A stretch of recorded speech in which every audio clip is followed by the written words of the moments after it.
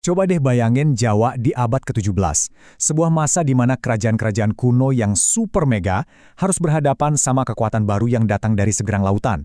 Ini bukan sekedar cerita perang biasa ya, ini adalah kisah tentang benturan dua visi raksasa yang bakal nentuin takdir sebuah pulau.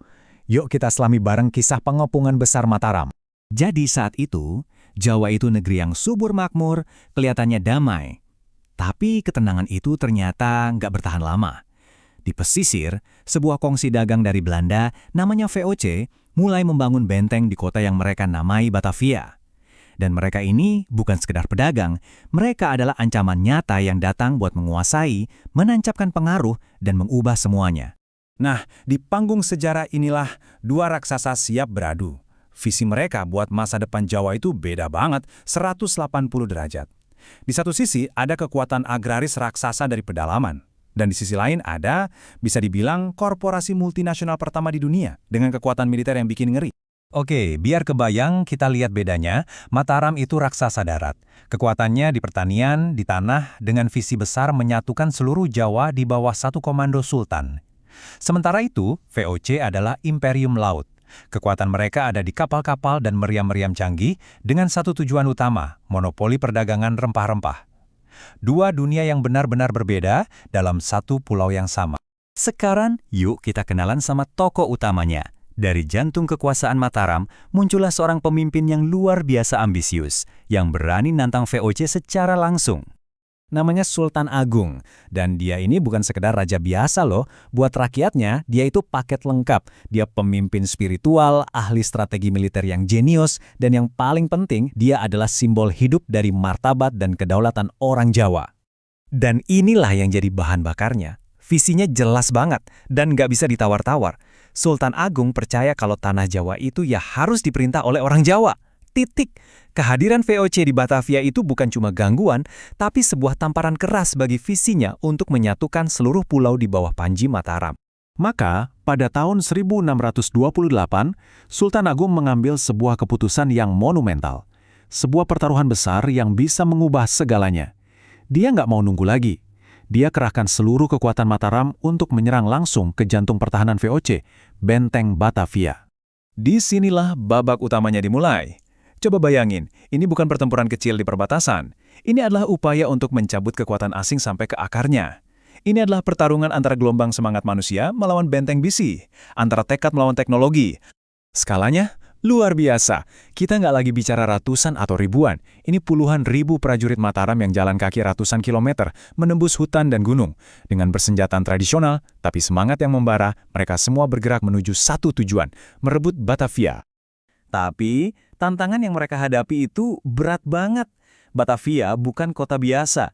Kota itu udah diubah jadi benteng raksasa, dikelilingi tembok super tebal, dan dilindungi sama deretan meriam paling modern pada masanya. Belum lagi, VOC punya keunggulan mutlak di laut, yang artinya pasokan buat mereka bisa terus datang tanpa henti.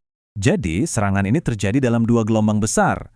Yang pertama di tahun 1628. Gagal, tapi mereka nggak menyerah. Setahun kemudian, di tahun 1629, Mataram datang lagi. Kali ini dengan pasukan yang lebih besar dan persiapan yang lebih matang. Terus apa yang bikin serangan pertama gagal? Jawabannya sebenarnya cuma satu kata, logistik.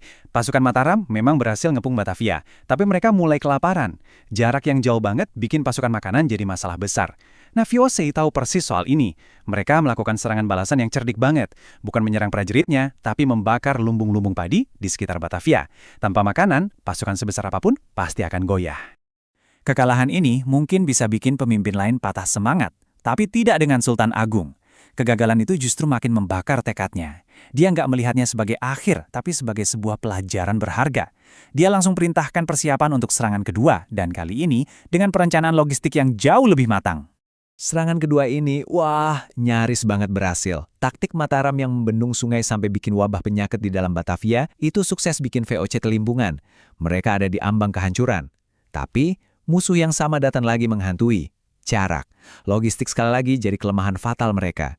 VOC berhasil menghancurkan jalur suplai Mataram, dan lagi-lagi pasukan terpaksa mundur.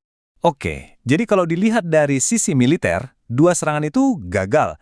Batavia nggak berhasil direbut. Tapi kalau kita berhenti sampai di situ, kita bakal kehilangan inti dari cerita ini. Kisah Sultan Agung itu nggak diukur dari kemenangan di medan perang, tapi dari dampak jangka panjang keberaniannya. Nah, ini dia pertanyaan kuncinya. Kalau dia gagal merebut Batavia, kenapa justru Sultan Agung yang kita kenang sebagai pahlawan nasional? Jawabannya itu bukan terletak pada hasil pertempurannya, tapi pada apa yang ia wakili. Inilah jawabannya. Warisan Sultan Agung itu bukan tentang menaklukkan sebuah benteng. Warisannya adalah keberanian untuk berani melawan. Dia membuktikan bahwa meskipun kalah dari segi persenjataan, semangat perlawanan itu nggak bisa dipadamkan. Perjuangannya jadi simbol harga diri, dan yang paling penting, dia menyalakan api yang terus diwariskan dari generasi ke generasi. Pada akhirnya, kegagalan merebut Batavia justru melahirkan sebuah kemenangan yang lebih abadi, sebuah warisan semangat bahwa bahkan dalam kekalahan pun, perlawanan terhadap penindasan adalah sebuah kemenangan itu sendiri. Api yang dia nyalakan di depan gerbang Batavia itu terus menyala, menginspirasi pahlawan-pahlawan lain dalam perjuangan panjang menuju kemerdekaan. Sebuah pengingat bahwa terkadang, arti sebuah perjuangan itu jauh lebih besar daripada hasil